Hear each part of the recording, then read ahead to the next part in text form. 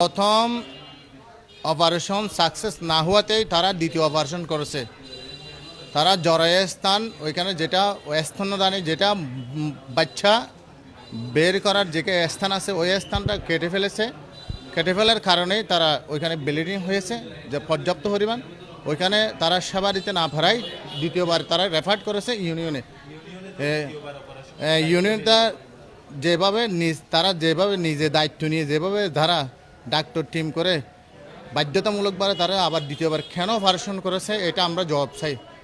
এটা আমার বিচার চাই জাতির কাছে, জনগণের কাছে, এবং আমরা প্রশাসনিক যেভাবে আমরা উদ্যোগ নেওয়া সেভাবে আমরা নেব ইনশাল্লাহ।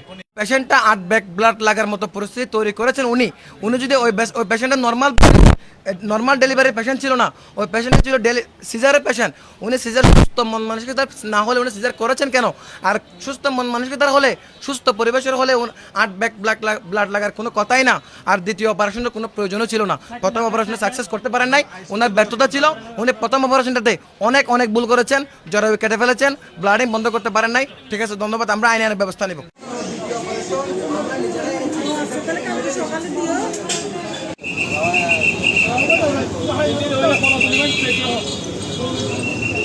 আরো 2-4 জন ডাক্তার নিয়ে তারা 3 ঘন্টা ধরে আবার দ্বিতীয়বার অপারেশন করে। দ্বিতীয়বার অপারেশন করার পরেও যেহেতু ডাক্তারদের ইন্টারনিম ব্যবহার, কিছু ডাক্তার তাদের এই সানিকে মনবর করে কথা বলেছে, এই কাজটা করা তোমার উচিত ছিল না।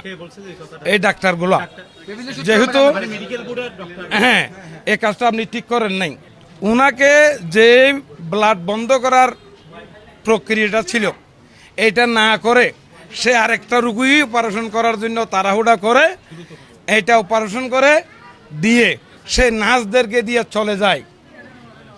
ওখানে যখন ব্লিডিং হয়, বেশি ব্লিডিং হয়, তখন সে ওই অন্য পন্থায় অন্যান্য ডাক্তারদের সহযোগিতা নিয়ে ইউনিয়নে আনে। ইউনিয়নে আনার কারণটা হলো উনি যদি ভুল না করে থাকে সে ডাক্তারটাকে 3 ঘন্টা আবার অপারেশন করতো না। সমস্ত ডকুমেন্টপত্র আমাদের কাছে আছে, এটা আমরা প্রতিকার চাচ্ছি।